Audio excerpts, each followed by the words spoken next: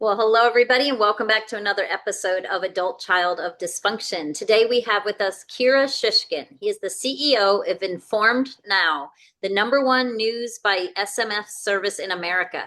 He's a four-time serial entrepreneur and investor in the technology industry. Kira is a Ukrainian-Israeli immigrant to the U.S. with global experience spanning investment banking, corporate strategy, venture capital, and private equity. Kira's education includes the University of Chicago, Chicago Booth School of Business, and Stanford. He was in Forbes 30 Under 30. Welcome, Kira. Tammy, thank you so much for having us. A very generous introduction. Yeah, I know. I was going to say, when I read it, it sounds so impressive. When people read my bio, I'm like, ooh, I did all that. Cool. I'm honored to be on the show. I'm glad to join you.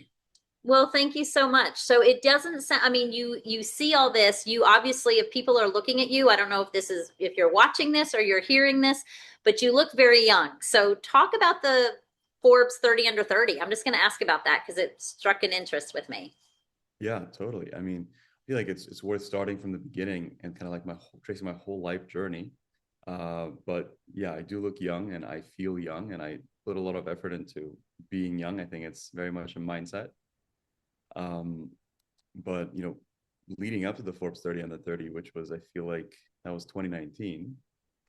My life is kind of taking me a long-winded road to get there. I was originally born and raised in the capital of Ukraine, in Kiev, and then I came of age in Israel, all around the country, Tel Aviv, but all over, before coming to the U.S. Coming here with a big sense of the American dream that is still very much alive through me and through my story. And initially New York, we talked a little bit about Jersey, then Chicago, and then California, San Francisco, and LA.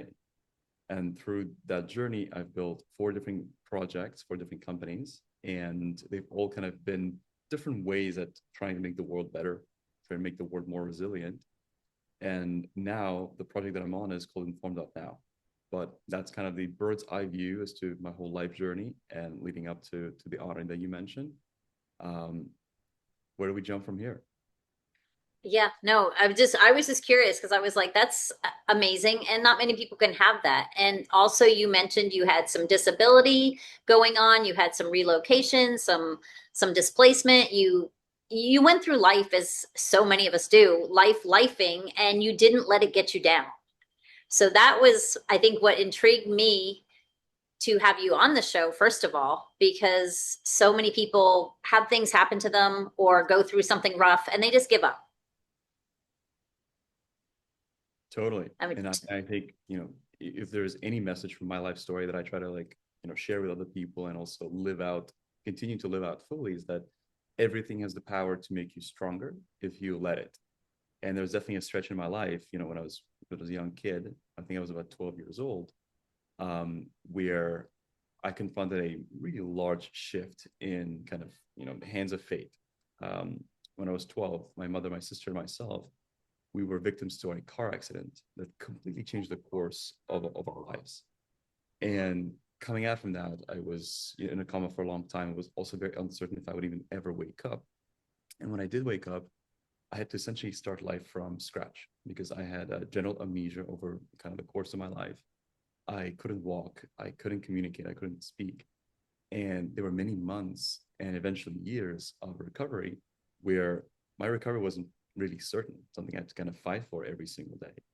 And when I woke up in Israel, which is where I was kind of jetted to for healthcare purposes, that was the initial kind of spirit behind the move. There was a lot of starting from scratch. I was ripped out from my community in Ukraine, where I spoke Ukrainian, spoke Russian, where I kind of had my life and my family. Now being in a very foreign land in the Middle East, and not speaking Hebrew, not speaking English at the time, and feeling very lonely, as well as feeling very, very literally disabled, both mentally and physically, and feeling that kind of burden of setback on me very strongly for a couple of years, where I was in a very dark place, again, mentally, socially, emotionally, in every capacity. And it took a couple of years of just fighting back every single day of saying, you know what, I'm not happy with these cards that I've been dealt, and I believe that I can will them back to what I'm seeking. And I think it took 3 to 4 years of an ongoing daily choice of recovering, of getting back into both physical and mental and cognitive therapy to be able to kind of wield my brain again, wield my body. And eventually I rebuilt that kind of, I fought back to rebuild that, fuller ableness and fuller functionality of myself. And it's definitely not something that the doctors or the medics around us thought was even possible. And so I think there's resilience there. And it's that, a big spirit behind kind of my identity, and at least what my identity has become to be forged from is the resilience of not accepting, right, the cards, the bad hand that you're dealt sometimes. And so Oh yeah. I'll leave it I there. can't even, oh my gosh. I mean, I'm just trying to picture and I can't even imagine because like you said, a severe accident like that, being in a coma and literally having to reteach yourself everything. I mean, with, did you have your parents with you at this time? I mean, did your parents survive the accident? Fortunately, so, and it was just my sister, my mother, and myself who were in the accident. And so my Okay. father stayed in Ukraine, and he's always remained there. And then my sister and I, we came to Israel, but we were all hurt in such different and such profound ways that, Mm, um, like hanging out or being there for each other was very difficult because we were all in intense care. right. And no language, like you have the language barrier, you have every kind of barrier. So I mean, do you remember being that young? Because that's an incredible story of resilience. And it seems like resilience And is something you kind of master over time a little bit and you practice and it's role models and it's all this other stuff. You literally were just thrown right into it. Like yeah, you had to, was it your, I'm just trying to picture. I know me at 12 years old, when I went into a dark place, I was in a really dark place. And there was no, I don't even know what the thinking, I can't even remember back then what the thinking was as far as I'm going to be happier. Like there was none of that at 12 years old for me. I would just kind of got numb, went through life. So it sounds like you had a much more positive frame of mind, I guess you could say. well, I agree with you 100%. When you're really young, you don't really have the toolkit to deal with trauma. You don't have a vocabulary to describe your state or what you're feeling, and that can, that tends to only make things harder. It makes recovery much more challenging. It makes just dealing with the whole kind of set of challenges much more difficult. And it was no exception for me, right? There was a very long stretch. I was 12, 13, 14. I was also going through some of the most hormonal, like, periods of my life. And that only made it harder. It made me feel a lot more alone, a lot more sad, a lot more depressed, and, really a lot more isolated from the rest of the world, while also being in a very unhappy state at the same time. Being both unhappy and isolated is not a good, recipe. And so Right. there was a long stretch where I was feeling very suicidal. I was feeling very much like, hey, like my life, doesn't really have the joy, nothing to look forward to. There was no light at the end of the tunnel. And so there were a lot of thoughts and frankly, a lot of attempts at suicide, right? Oh, And, wow. that was a very hard thing for both a 12-year-old, but it was also like kind of the only option in the option set that I felt was there. And so that would define my reality for a couple of years. And it's hard to kind of pick what it was or what kind of mental shift that caused me to want to like fight back and get back on like the recovery train. But I think ultimately I felt like I only had two options. I could, deal with the cards that I've been dealt, which are not happy, right? Not something I'm excited about, nothing I'm proud of. Or I can start making those incremental, small, everyday baby steps that are at least in the right direction of where I'd like to be. And even if I fail, it's not going to be any worse than what I already have. I'm already at the rock bottom. I felt emotionally, physically, in every capacity. And so I began taking those steps, both in physical recovery, trying to communicate with people, learning Hebrew, learning English, and like, again, like root in a culture, root in a community. And it took years of daily decisions, right? I think movies and media try to romanticize like this one big dramatic decision, but really it's something you have to do every single day, right? It's a Yep. decision you commit to every single day. And it was years of those decisions that eventually started to yield effect. And like I was able to communicate with people.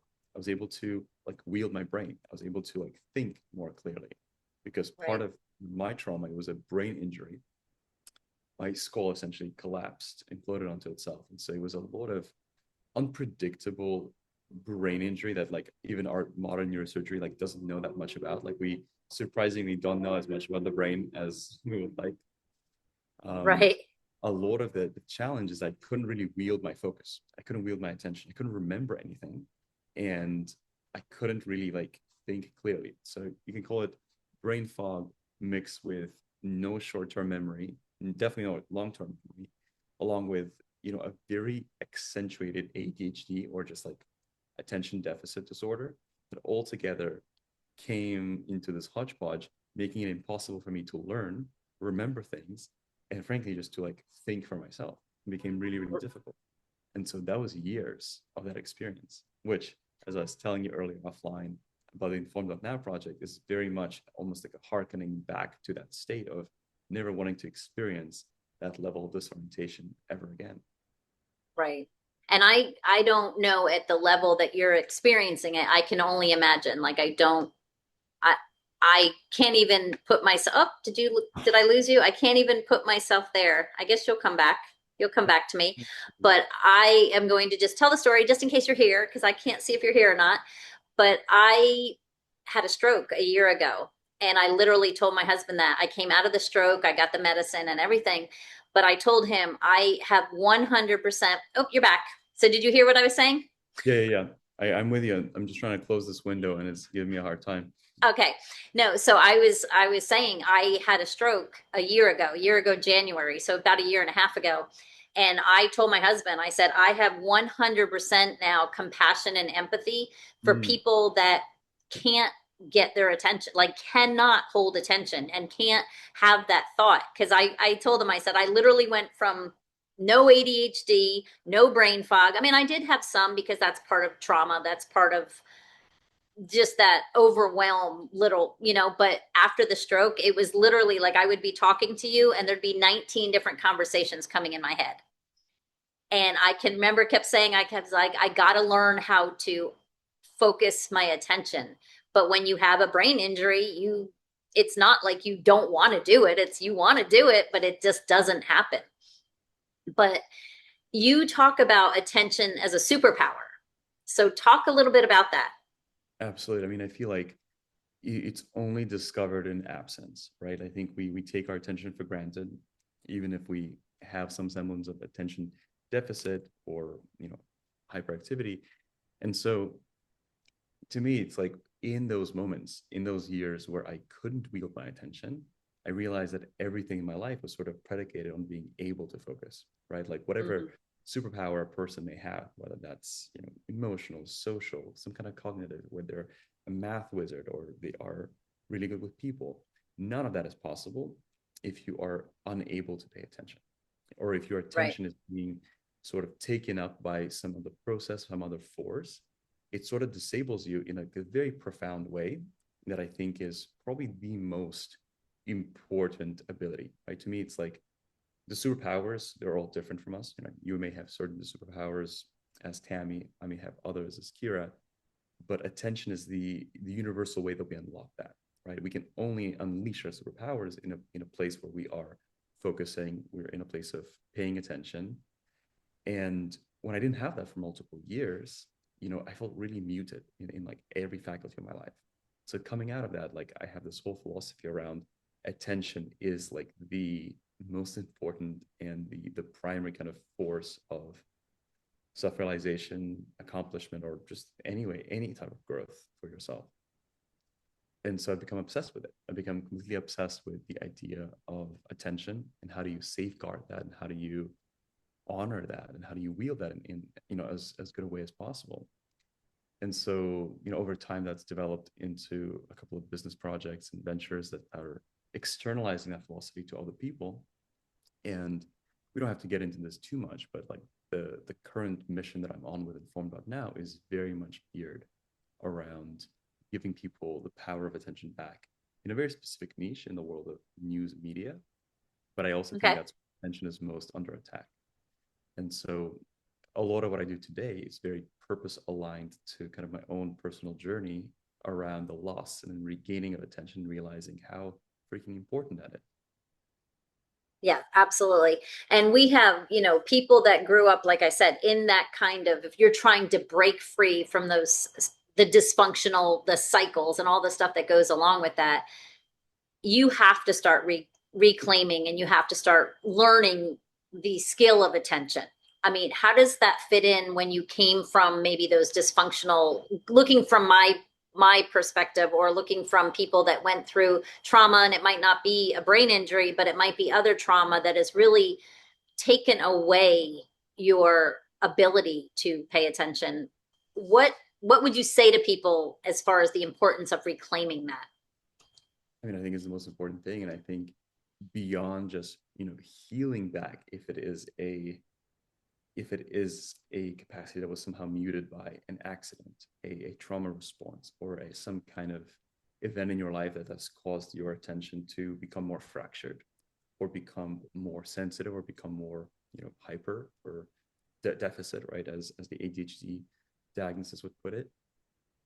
But I think it's also about safeguarding your attention from many other things in our culture, in our society, that seek to commoditize it and to grab it and to monopolize it, right? So I think a lot of it is the kind of media that you consume. It's a lot of it Yeah. is, what kind of conversations that you're part of. I think there are a lot of things in our culture, both from technology side and the media side, which is such a strong force in today's life, that doesn't just disrespect attention, it like blatantly aggresses against it, right? I think there's a lot of Okay. in media that violently and aggressively terrorizes our attention. And I think that is almost just as important as your own healing journey, which I think is ultimately going to be individual, of getting that power back. It's sort of like a dual answer. Part of it is healing, which looks different for everybody, but part of it is defensive against the outside forces that be. And I think that is So what we. for Oh, I'm sorry. For the people listening, give a real life example of something on a daily basis that would be literally, like you said, aggressively undermining their attention or ability. I think we live in a billboard culture in America, right? And we accept it as that's a normal thing. Every time you consume any type of media that you are interested in, you are force fed advertisements, and of various kinds, right? Sometimes they are subtle and quick, and sometimes they go on forever and are in a sequence, and you can't watch a YouTube video without seeing multiple minutes, right? Like 2 to 3 minutes, every couple of, multiple sessions per single video, of your attention now being grabbed by somebody else who has more money than you, and saying, Tammy, I want you to look at this for a minute. And then later, I want you to look at this other thing for a minute. And I think this billboard culture, this normalization of advertisement into everything that we consume, is extremely toxic, and we take it for granted. But I don't believe that's the way the consumer is happiest. And we may not all be business owners, we may not all be advertisers. Some of us are, but all of us are consumers, and all of us are Right. people who are living in this world and maybe don't necessarily want to be advertised to 1,000% of the time. And so I think that's one example, right? A broader Okay. one. But I think one that is closer to our mission and like what we're doing with the Informed Up Now project is the amount of sensationalism and clickbait in every kind of media. News is where I think it is most consequential, but we also see that across anywhere social media. Social media is designed around the hook, the sensationalism, the clickbait. How do you grab attention at any cost, right? And so I think that culture, which propagates from social media, which is such a strong force in culture today, across almost every flavor of it, from LinkedIn to TikTok, from Twitter, X to Instagram, as well as in traditional media, right? And so this is another example where I think the sensationalizing of everything today is extremely disrespectful and extremely dishonoring of our sacred power of attention. And I think we take it for granted because we think we can't change it. But I believe in a world where we can. So talk a little bit more. Explain to people what your Inform Now does. Explain what you do. Use if you put it in very layman's terms and explain the general idea to me. And it was a perfect explanation you gave me before we came on the show. So I want Totally. you to give that for the people. Yeah, it would be a pleasure to share. So, we've been talking a lot about attention, right? Is a big theme in my life story. And then now a couple of examples of how attention gets terrorized in some ways in media and technology today, which is the status quo of our world. We interact with media and technology on a daily basis. The project that I started, almost 2 years ago now is one that's meant to safeguard attention, specifically in a very consequential niche, which is news media, right? It's maybe okay to be a little bit distracted, a little bit entertained, a little bit, attention manipulated in a place where it's entertainment, where you are willingly in a place of entertainment, you're having fun. It's like you can handle a few ads, right? But when you're in a place of vulnerably kind of encountering news information, where you're admitting, say, hey, I don't know something about the world, and I'd like to learn. When you're in that sensitive, curious state, being advertised to, and that's just one example, but being in any capacity influenced, I think is a deeply problematic state and a deeply problematic feature of today's economy where we commoditize attention. And so to me, that was a very urgent mission, given my upbringing across Ukraine and Israel, where misinformation is rampant, but also my upbringing as someone who's dealt with that level of visibility before and doesn't want to ever experience that again, or doesn't want other people to experience that again. So Inform.now is a project that's designed to safeguard readers' attention in what is a very noisy news media environment. So that's kind of like the high level spirit and mission and the why. But Okay. quite literally, we are a news research company. And what we do is we create news without noise by researching, monitoring 24/7 world news at a significant scale. And we report them in a very, very minimized, very minimalist way to our readers, our subscribers. We are supported only through readership, through SMS, which is a format and a channel that we've chosen that speaks to the minimalism, where you can't have videos and ads and pop-ups. You just can have very simple text. And that level of news minimalism is what we pioneer and push forward, and is a big focus of that's the core of our work. I mean, that would be great if you could get all your news that way, because I say that all the time. And people are so biased anyway. We hear and we pay attention to what we want to hear at the end of the day.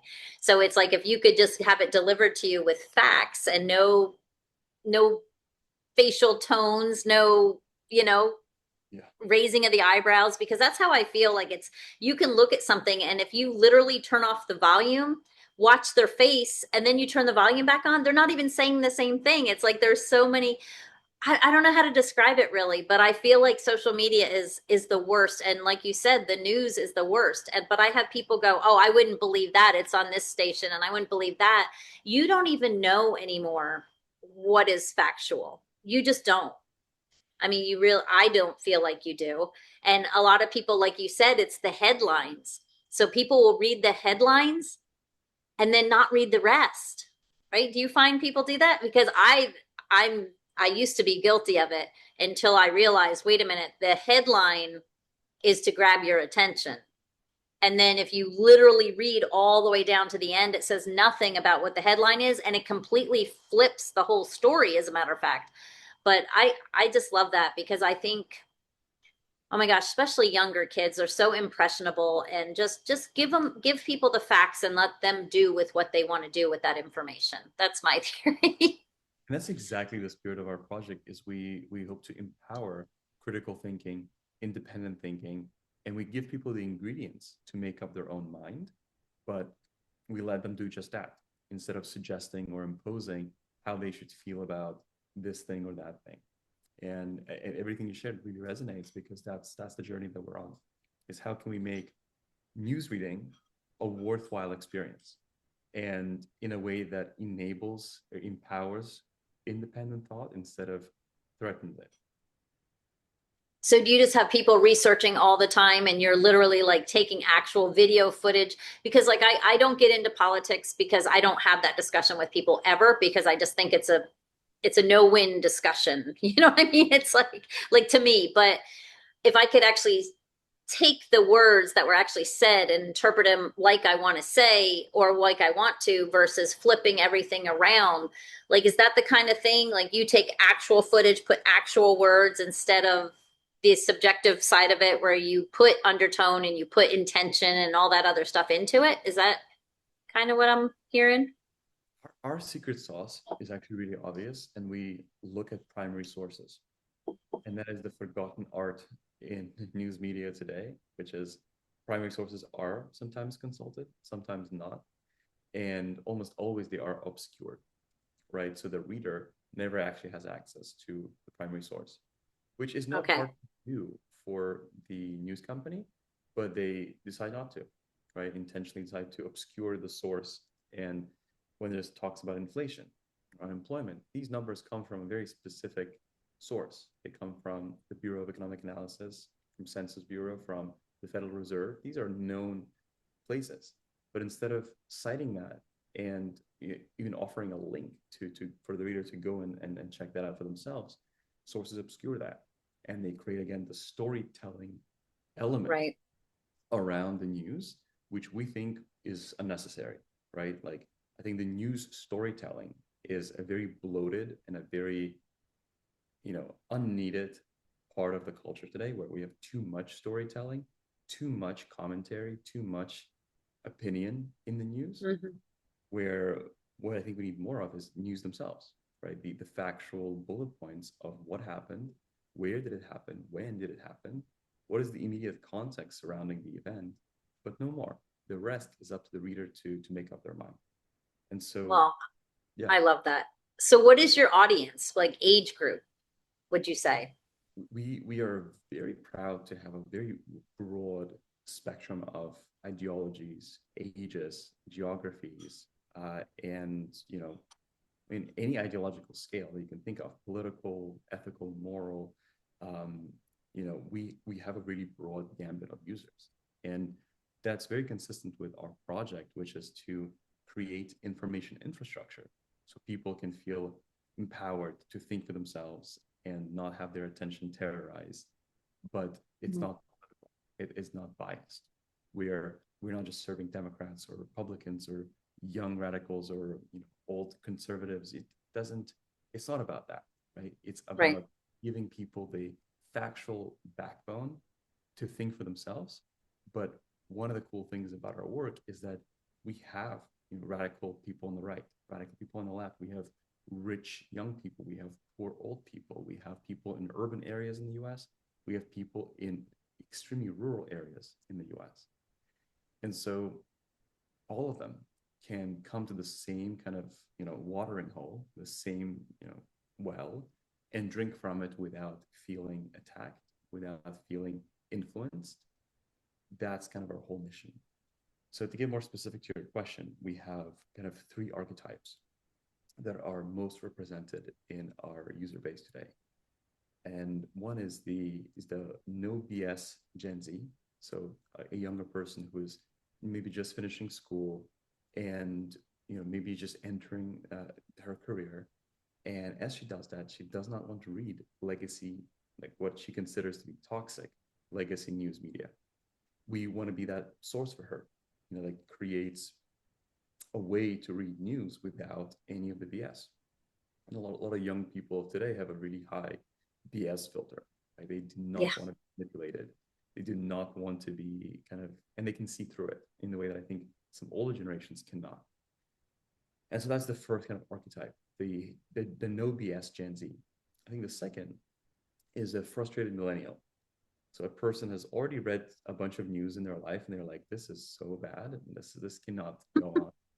And they're seeking solutions, but they're also coming from a place of frustration because they've already tried a couple of things and they're like, gosh, this is bad. I don't want to read CNN. I don't want to read Fox. I don't want to see all this sensationalization around me. I'm tired of it. And I'm very tired of the politicizing of everything. And so in their case, they find us and they're like delighted, like, oh my goodness, this thing I've been looking for years actually exists and I find it.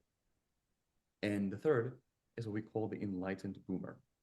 And that is the person who is, right, already seen a lot of news in their life and seen, phases of that, right? Seen eras of misinformation, eras of Americans being told one thing and then realizing that was all a lie, right? There's a deeper sense. They're frustrated with both the sensationalism and the bias, but also the brainwashing propaganda that is inevitable in any society.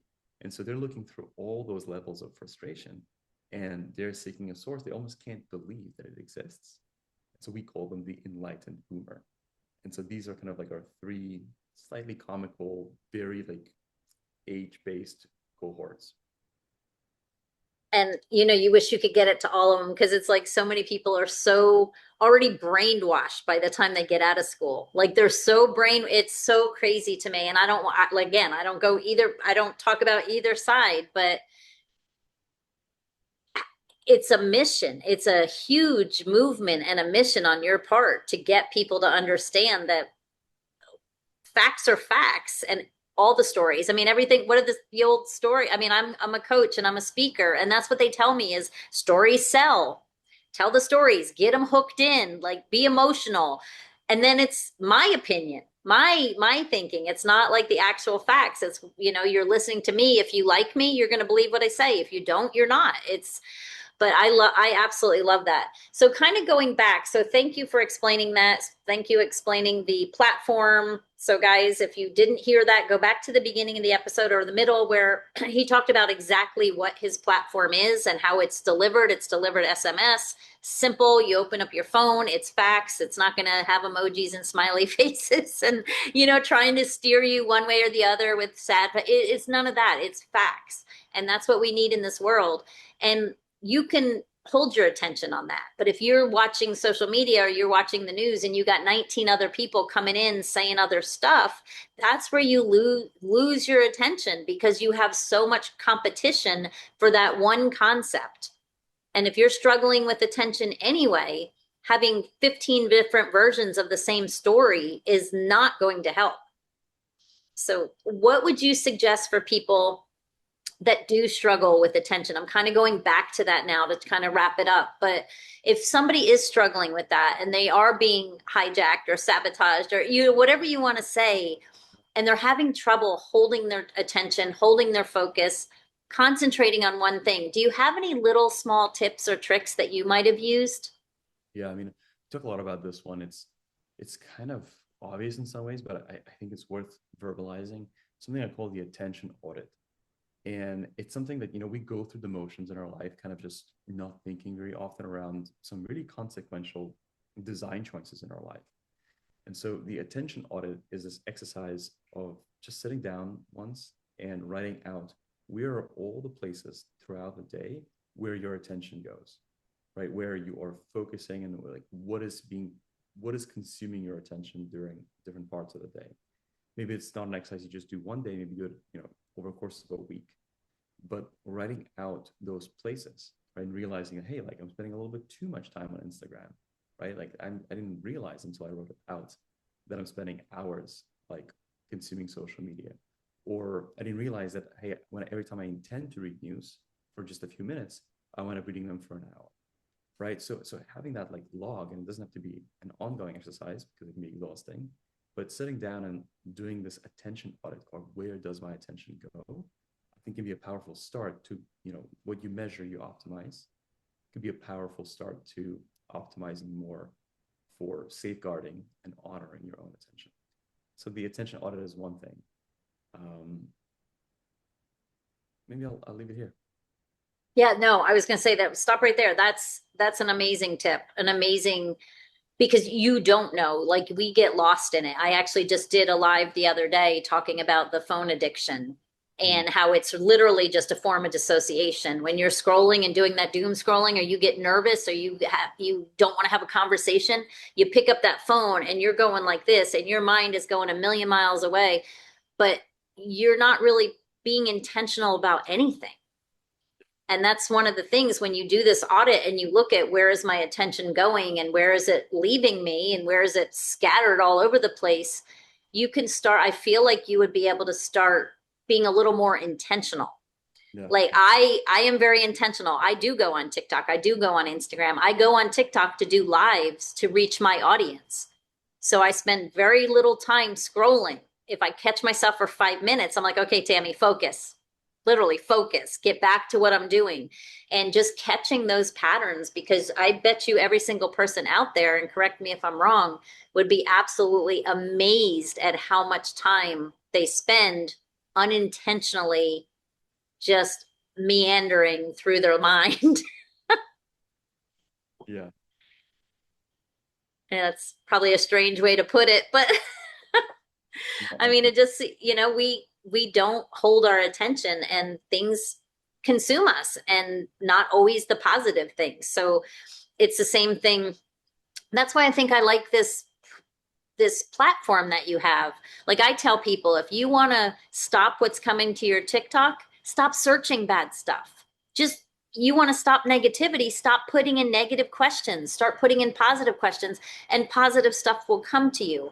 But in your case, if you want facts, there you go. There's a platform for facts to come to you. And I love that. Love that. So, love it. So, Kira, this has been absolutely amazing. If you want to share with people how to reach out to you, how to partake in your platform, where's the best place for them to get you? totally. The name of the project is informed.now, and that is also our website. So if you go to Okay. informed.now, you'll be able to pretty easily, pretty quickly learn more about what we do, and you can sign up there right away. It's completely free, right? So we have a full readership option where you're able to contribute to the mission, but there's also a free version such that you're always able to get at least some power of facts in your palm. And even the paid version is designed to be very affordable, and designed to be for everyday people like ourselves. But Informed Now is the place to learn more, and to get the power of facts in your palm. Well, there you go, guys. If you want to find out a way to get the power of fact into your home, just go to www, sorry, three W's, .informed.now. And don't write that down. It'll be in the show notes if you're driving or whatever, so be safe. But go ahead and check it out, because we need facts coming into us. And then that will, you don't have to spend 3 hours watching the news. You can just grab your phone and get everything you needed without the bias, without all the garbage that goes along with it, and the 15 advertisements and all of that. Just get the facts and spend your time being more intentional. I absolutely love it. Absolutely love it. Now, if you had to give the listeners, knowing that you're listening to a bunch of people, most of the people on this podcast, the guests or the listeners, are coming from a place of sometimes having been done wrong, having been misguided, having been misled, having been manipulated, and all of these things that you talk about that happen with your attention. What's something practical or tangible besides the audit? And unless you want to just reiterate that, but that they can take with them today to make their lives a little smoother. Yeah, I mean, something I mentioned earlier in our conversation, something I really stand by. It's like a personal mantra, but everything has the power to make you stronger if you let it. Perfect. Perfectly well said. I love that. So thank you so much, Kira, for coming on. I appreciate you. Tammy, it's been a pleasure. Thank you for having me. Yeah, you're very welcome. And for everybody else out there, you heard it. Like, the power of attention is so, so important. And it is frustrating. So if you're struggling with it, if you've got that brain fog and you've got that lack of attention, reach out to someone that can help you kind of learn how to focus some of that. And I mean, I know I work with people all the time, every day, that not necessarily had a stroke like I did, but have that ADHD and have that in its processes, its systems, but it can be frustrating. So just know you're not alone, and we're here for you. So thank you all. You have a blessed day, and we will see you back.